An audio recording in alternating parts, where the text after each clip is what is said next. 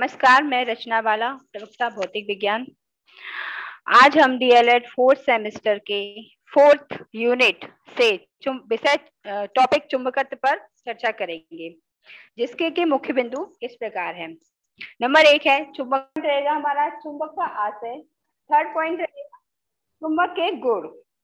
Next fourth point रहेगा चुंबक के प्रकार। नेक्स्ट पॉइंट में हम देखेंगे प्राकृतिक चुंबक क्या है। नेक्स्ट में हम देखेंगे कृत्रिम चुंबक किसे कहते हैं। इसके बाद चुंबक के उपयोग क्या क्या है। इसके बाद देखेंगे हम चुंबकीय प्रभाव क्षेत्र क्या होता है। नेक्स्ट विद्युत धारा तथा चुंबकत्व क्या है।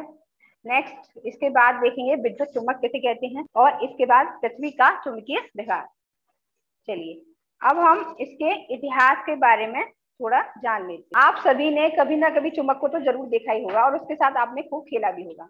हमें चुंबक के साथ खेलने में बहुत ही बचपन में बहुत ही अच्छा फील होता था। जैसे उसको हम कभी किसी लोहे की चीज के पास ले जाते हैं तो वो उसको अपनी तरफ खींच लेती थी। जब हमारे मन में ये विचार आता था कि ये किसी चीज को कैसे अपनी तरफ खींच लेती है, तो इसमें एक प्राकृतिक शक्ति होती है जो चीजों को अपनी ओर खींचती है।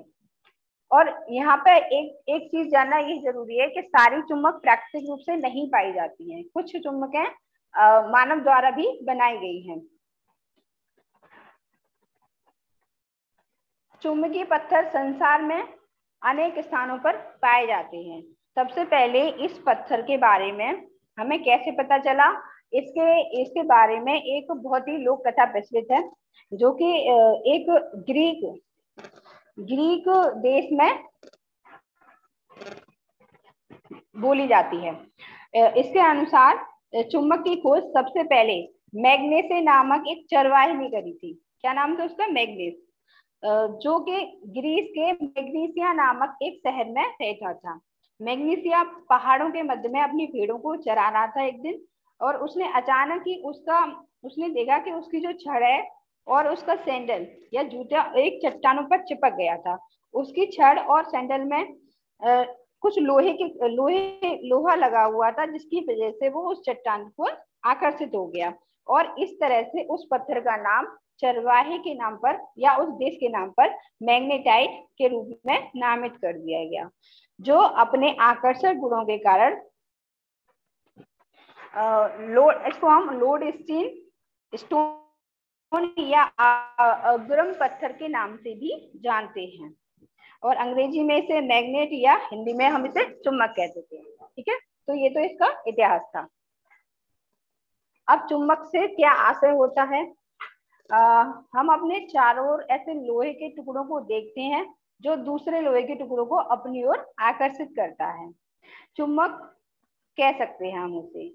चुंबक वह प्रक्रिया है जिसमें एक वस्तु दूसरी वस्तु को अपनी ओर आकर्षित करती है या प्रतिकर्षित भी करती है। तो सन 1600 में वैज्ञानिक गिलबर्ट ने चुंबक के गुण से अध्ययन किया था, और आज चुंबक का उपयोग जीवन के अनेक क्षेत्रों में हम करते हैं। जैसे कि दिशाओं का ज्ञान करने के लिए हम चुंबक का प्रयोग करते हैं। दिशा सूचक यंत्रों में भी हम चुंबक का ही प्रयोग करते हैं। नेक्स्ट इसमें हम देखते हैं चुंबक के गुण क्या क्या है। तो चुंबक के गुणों को भी विलियम गिलबर्ट ने ही अध्ययन किया, और इस पर उन्होंने एक बुक भी लिखी थी जिसका उन्होंने नाम रखा था चुंबक।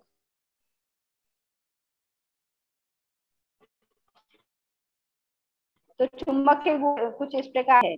ठीक है,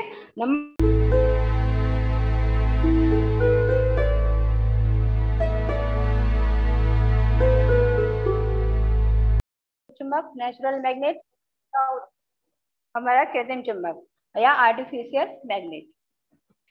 तो प्राकृतिक चुंबक क्या होता है। तो प्रकृति में जो हमें स्वतंत्र रूप से पाए जाने वाले चुंबक को हम प्राकृतिक कहते हैं। यह चुंबक एक पत्थर जिसको हम लोहे का ऑक्साइड या फेरस ऑक्साइड कहते हैं होता है। इन्हें अपनी इच्छा के अनुसार हम आकृति नहीं दे सकते हैं, तब इनको हम औजारों से अगर हम इनको आकृति देने की कोशिश भी करते हैं तो ये टूट जाते हैं, ये बहुत नर्म होते हैं। दूसरे प्रकार के होते हैं हमारे कृत्रिम चुंबक, जो मानव द्वारा चुंबक बनाए जाते हैं या मानव द्वारा निर्मित चुंबक को हम कृत्रिम चुंबक कहते हैं। इन्हें अपनी आवश्यकता के अनुसार विभिन्न आकृतियों में या अपने जरूरत के अनुसार शक्तिशाली बना सकते हैं।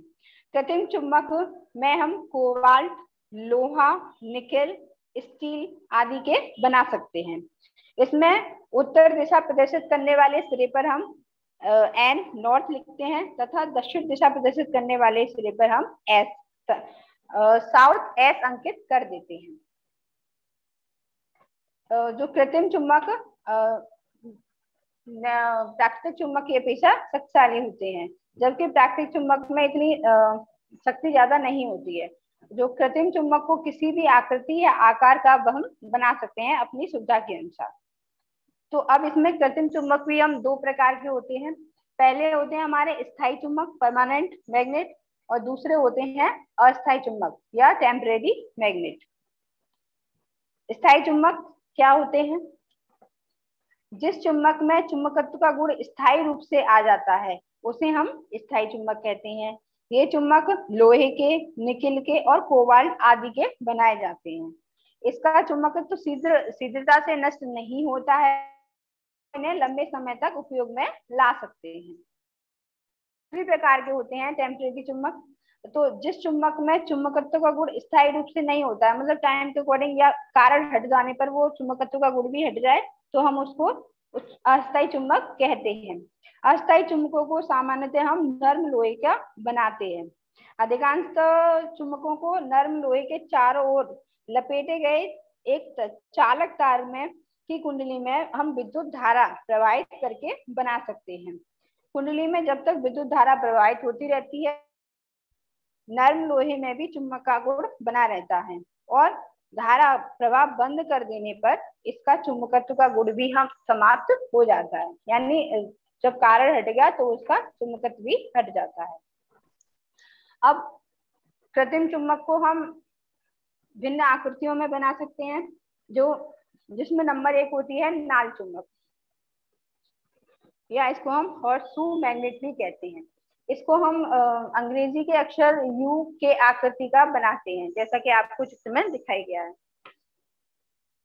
दूसरा होता है हमारा दंड चुंबक या छड़ चुंबक, बार मैग्नेट। यह आयताकार और बेलनाकार दोनों ही तरह के बनाए जाते हैं। नेक्स्ट होती है हमारा मैग्नेटिक सुई या चुंबकीय सुई। सुई के आकार का होने के कारण इसे चुंबकीय सुई कहते हैं। यह अपने मध्य बिंदु यानी मिडिल पॉइंट में एक नुकीली कील पर टिकी होती है, और यह क्षैतिज में तल में स्वतंत्रता पूर्वक घूम सकती है, चारों तरफ घूम सकती है। और इसका जो उत्तरी का सिरा होता है वो उत्तरी ध्रुव कहलाता है, और इसका जो दक्षिण का सिरा होता है उसको हम दक्षिणी ध्रुव कहते हैं। नेक्स्ट इसी में आता है चुंबकीय कंपास या कंपास सुई। यह एक छोटी चुंबकीय सुई है जो कि एक डिबिया में बंद रहती है। यह डिबिया या डिब्बा जो भी बोलते हैं, जो भी कह सकते हैं हम, डिबिया किसी अचुंबकीय पदार्थ, मतलब जो उसका डिबिया बनी होगी वो चुंबकीय पदार्थ का नहीं बना होगा। अचुंबकीय पदार्थ जैसे कि एल्युमिनियम है की बनी होती है। डिबिया के ऊपर एक कांच की प्लेट लगी होती है, जिसमें भी उत्तरी और दक्षिणी सिरा उत्तरी ध्रुव और दक्षिण का सिरा दक्षिणी ध्रुव कहलाता है। वायुयान और पानी के जहाजों में चुंबकीय कंपास की सहायता से ही हम दिशा का ज्ञान करते हैं।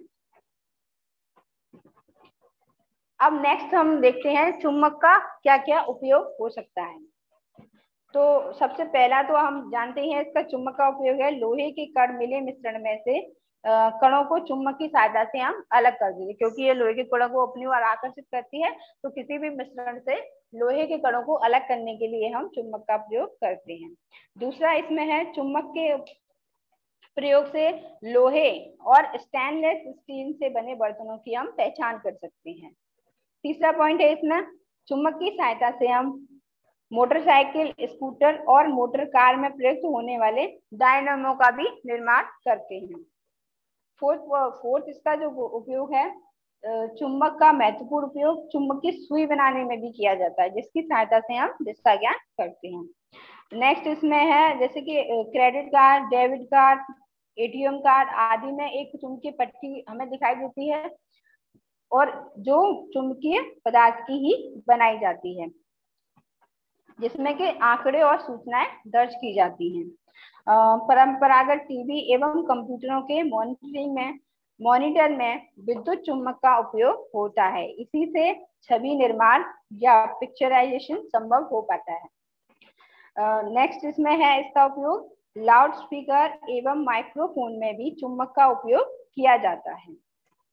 नेक्स्ट इसका उपयोग है विद्युत यंत्रों जैसे कि अमीटर, वोल्टमीटर एवं गैल्वेनोमीटर में भी चुम्बक का उपयोग किया जाता है। अब नेक्स्ट हमारा पॉइंट है चुंबकीय प्रवाह क्षेत्र क्या होता है। तो चुंबकीय प्रवाह क्षेत्र जैसा कि नाम है, चुंबक का प्रभाव जिस क्षेत्र में दिखेगा उसको हम चुंबकीय प्रवाह क्षेत्र कहेंगे। तो चुंबक के चारों ओर का वह क्षेत्र जिसमें चुंबकीय प्रभाव का हम अनुभव होता है या करते हैं, चुंबकीय प्रभाव क्षेत्र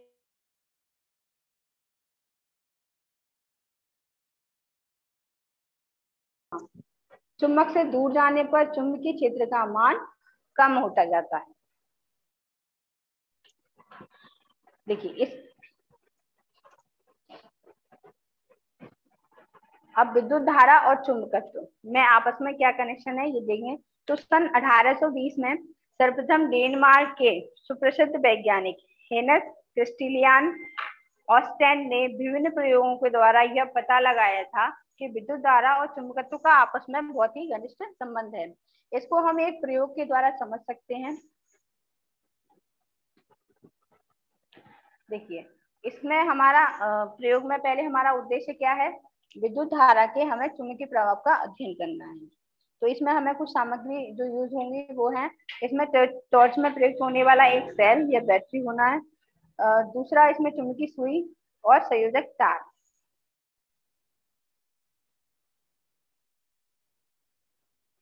तो इसमें किस तरह हम प्रोसेस करेंगे, जैसा कि आपको इस चित्र में दिखाया गया है, इस तरीके से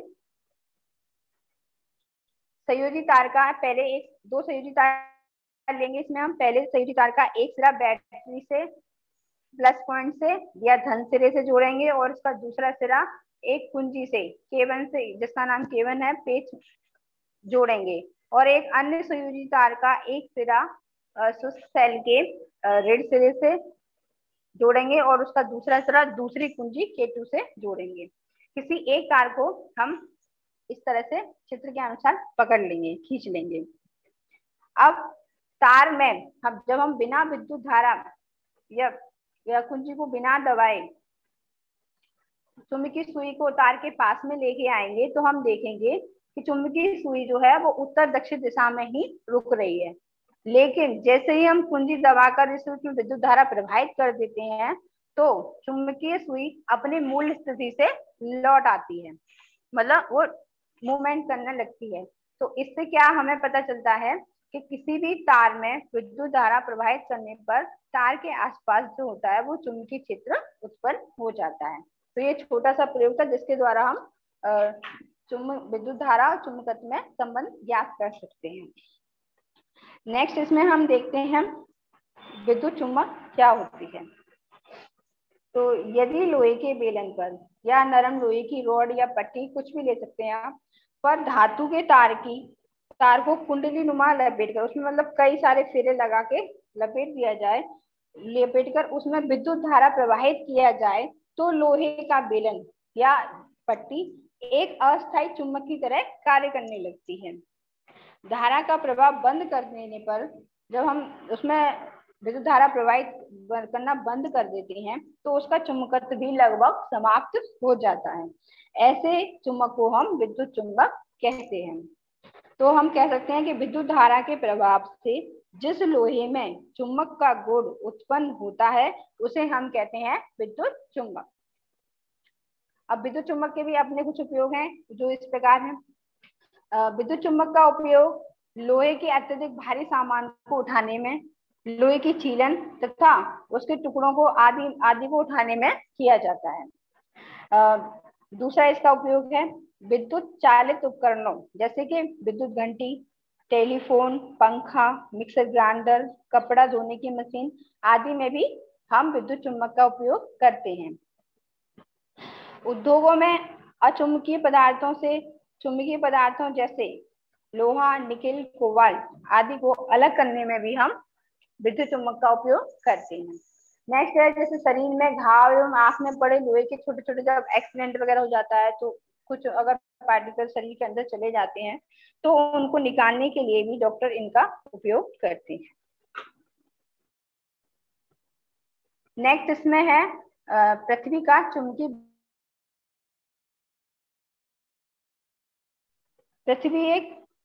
पृथ्वी के इस गुण को हम पार्थिव चुंबकत्व कहते हैं। इसकी पुष्टि हम निम्नलिखित तथ्यों से कर सकते हैं। जैसे नंबर 1 हम देखेंगे, क्षैतिज तल में स्वतंत्रता पूर्वक लटकता हुआ चुंबक सदैव उत्तर दक्षिण दिशा में ही ठहरता है। ऐसा क्यों होता है? यह तभी संभव है जब पृथ्वी में भी कोई चुंबकीय भांति व्यवहार कर सके या चुंबकत्व का गुण हो। जैसे लोहे की एक छड़ को उत्तर दक्षिण में जमीन में गाड़ देने पर वह कुछ समय पश्चात चुम्बक बन जाता है। जब हम लोहे के किसी भी टुकड़े को जमीन में गाड़ देते हैं तो वो भी अपने आप चुंबकत्व, उसमें चुंबकत्व गुण उत्पन्न हो जाता है। यह तभी संभव हो सकता है जब पृथ्वी चुंबक की भांति व्यवहार करती हो।